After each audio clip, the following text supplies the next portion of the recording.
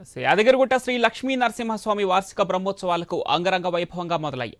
పాంచాంగ రాత్రాగమ విధానాలతో 11 రోజుల పాటు వైభవంగా నిర్మించేందుకు ఏర్పాట్లు చేశారు. ప్రత్యేకంగా సాంస్కృతికోత్సవాలకు రూపకల్పన చేశారు. ఈ నెల 7న రాత్రి ఎదుర్కోలు వేడుక, 8న రాత్రి స్వామివారి తిరుకల్యాణ మహోత్సవం, 9న రాత్రి దివ్య విమాన రథోత్సవం నిర్వహిస్తారు. 11న గర్భాలయంలోని మూలవరులకు నిర్వహించే సహస్ర ఘటాభిషేకంతో బ్రహ్మోత్సవాలు పరిసమాప్తమవుతాయి.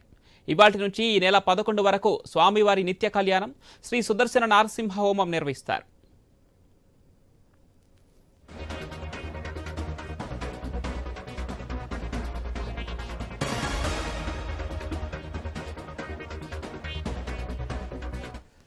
యాదగిరిగుట్ట శ్రీ లక్ష్మీ నరసింహస్వామి వార్షిక బ్రహ్మోత్సవాలు అంగరంగ వైభవంగా మొదలయ్యాయి.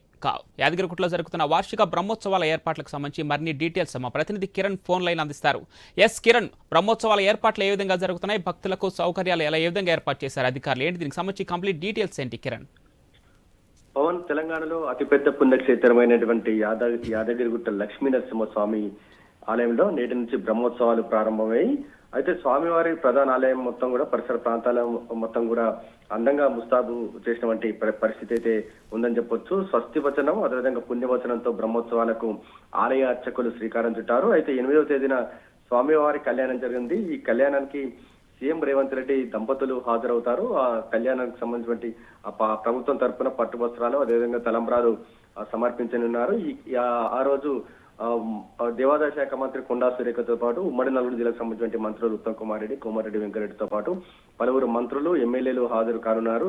అయితే కళ్యాణానికి సంబంధించి పెద్ద ఎత్తున భక్తులు హాజరవుతారన్న ఉద్దేశంతో ఎక్కువ బ్రహ్మోత్సవాలకు సంబంధించి ఏర్పాట్లు అయితే చేస్తా ఉన్నటువంటి పరిస్థితి అయితే ఉంది. భక్తులకు ఎలాంటి ఇబ్బందులు తలెత్తకుండా కూడా ఏదైతే వాటికన్ సిటీకి సంబంధించి అక్కడ గదులు ఉన్నాయో వారికి మొత్తం కూడా భక్తులు ఉండే ఎంతమంది 1,00,000 మంది భక్తులు వచ్చినప్పటికీ కూడా వారికి బస చేసే విధంగా కూడా ఆలయ అధికారులు అయితే అన్ని ఏర్పాట్లు అయితే చేశారు. నేటి నుంచి ఈ నెల 11వ తేదీ వరకు బ్రహ్మోత్సవాలు కొనసాగనున్నాయి. ఈ బ్రహ్మోత్సవాలకు సంబంధించి అంటే 7వ తేదీ రోజు ఎదుర్కోలు, అదేవిధంగా 8వ తేదీ రోజు స్వామివారి కళ్యాణం, అదేవిధంగా 9న దివ్య విమాన రథోత్సవం, అదేవిధంగా 10న చక్రతీర్థం, 11న అష్టోత్తర శతకాభిషేకంతో ఈ బ్రహ్మోత్సవాలు ముగినున్నాయి.